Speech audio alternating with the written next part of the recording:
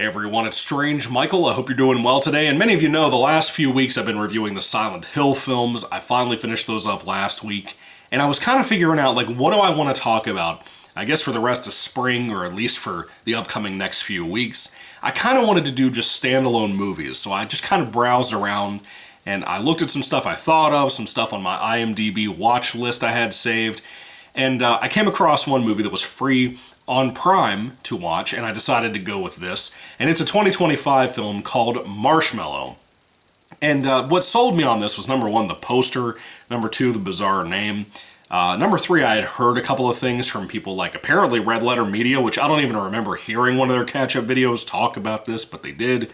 And another guy I watch on YouTube, Sinister Cinema Reviews, talked about it. But number four, the fact that it was a summer camp movie and very 80s inspired. And I gotta tell you, as kind of like a sorta slasher movie, I was excited about that. I was looking forward to the film. And when I started it, I really liked kind of the style and the way it was shot. And I guess just to generally start, I didn't like it by the end. I thought it was pretty terrible by the end of the movie, to be honest with you. And I hate to say that because it's beautifully shot. Like I said, it feels like a very 80s type of summer camp movie. Think of like Friday the 13th or like a sleepaway camp type of movie. It looks like that, but in modern day setting. I would love to see this person that directed this do like a Friday movie if we're not going to get Damien Leone, you know what I mean? So anyway, what is this movie about? Basically, this movie is very focused on groups of kids in this film because it is a children's summer camp. And we have one particular kid, a little boy, who recently experienced some grief due to loss. And his parents force him to go to a summer camp, even though he doesn't want to go. And when he gets there, there's kind of an urban legend about this camp, about a guy who used to kidnap people and kill them on the premises in one of the cabins that this particular person owned. He's called the Doctor. And, as I said, it's kind of a semi-slasher movie, so there's a little bit of that in here. But by the end of the film, really by the third act of the movie almost changes genre from like horror mystery to something else. And it's not going to be what you think it's going to be, probably. But I don't like the direction it changed to. I don't like that. That kind of contaminated and ruined the rest of the movie for me, because to be honest with you, this movie's an hour and 30 minutes. The pacing is it's a little slow sometimes, but it's doing it for a lot more character development and a lot of scenes with the main character kid crying. You know, he's experiencing loss, so I kind of get it in the first hour of the movie out of an hour and a half, but outside of that, I don't know, man. I feel like it's, in hindsight, there are dull moments in this movie that drag on a little bit too long. For as short as this is, you wouldn't think that'd be the case, but it is, and I'm sorry. People can get mad and bitch all they want at people like me for saying those parts are a little out of place compared to all the other stuff that happens in here that's way over the top. It still feels out of place. I'm sorry. But again, it's beautifully shot. I really like the cast they have for this movie. Most of them, I think, are really good, especially the main kid. He gives a good performance with the script he's given. There's some bully kids in here, one in particular that I thought was pretty solid as a bully kid. The camp counselors, I really enjoy pretty much all of their performances. Specifically, there's a girl camp counselor that I think does a really solid job for, again, what she's given in the script and what the movie turns into. But there's another guy that's like this super jockey buff dude with nice arms and shit. And the dude is like, you don't really know whether he's a full asshole or not. So they kind of play around with that in this movie a little bit. I like that first hour of the movie, despite its issues with pacing sometimes.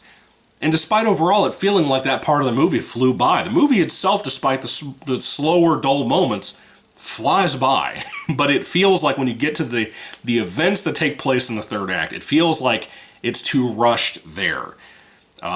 It's explained, but I don't think it's explained well enough, you know?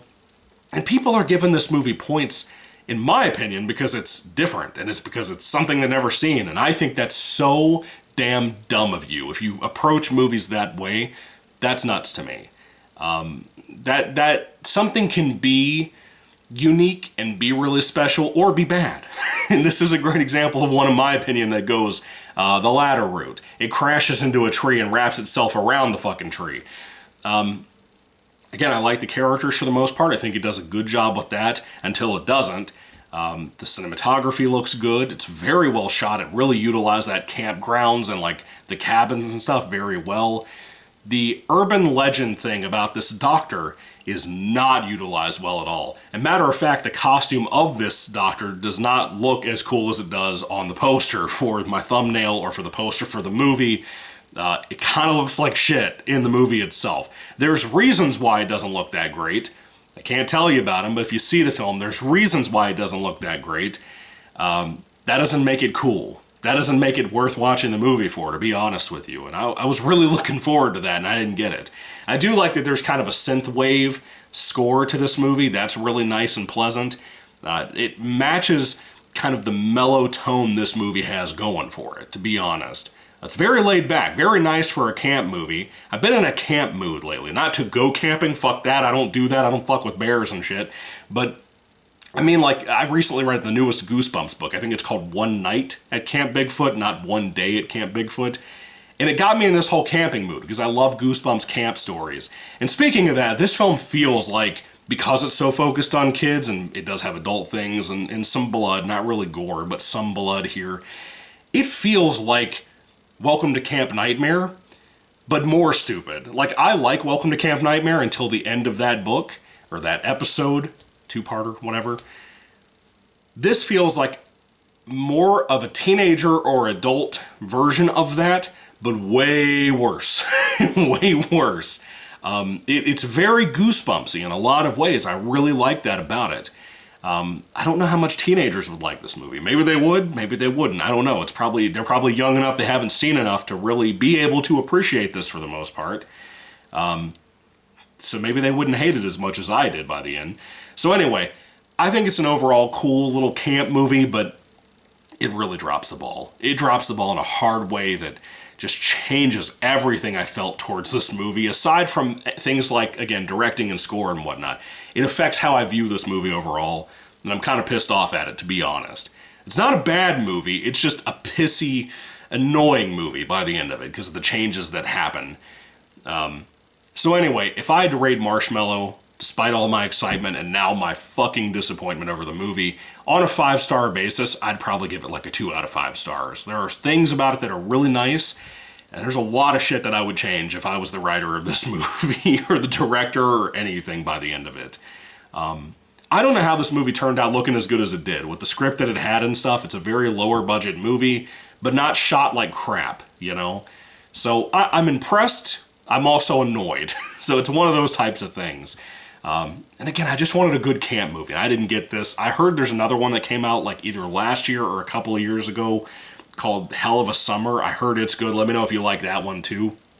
Anyway, what did you think about Marshmallow if you watched it? Let me know down in the comment section down below if you have some other camp horror movies you'd like me to check out, whether they be horror or thriller, supernatural, haunting, or otherwise. I don't care. Just let me know if you have some that you'd like me to check out, because we're kind of getting to that season. We're in spring, but we're getting to summer for that. And I love stuff like that, man. There's a lot of stuff I'd like to cover, a lot of random standalone movies I'd like to cover and not do any series right now since I just finished up Silent Hill. But it doesn't have to be that. It can be other things people have recommended to me, like Heretic with Hugh Grant. I want to see that at some point, God willing. Some stuff I missed last year I want to cover. Anyway, thank you all for watching, guys. Put your recommendations down below, and put especially your thoughts about this movie down below, too, if you watched it based on what my review gave you, or if you're just watching along with me, or you watched it on your own. Let me know what you think, and thank you, guys. God bless you all. Probably going to catch you next weekend, or next week, God willing. Goodbye.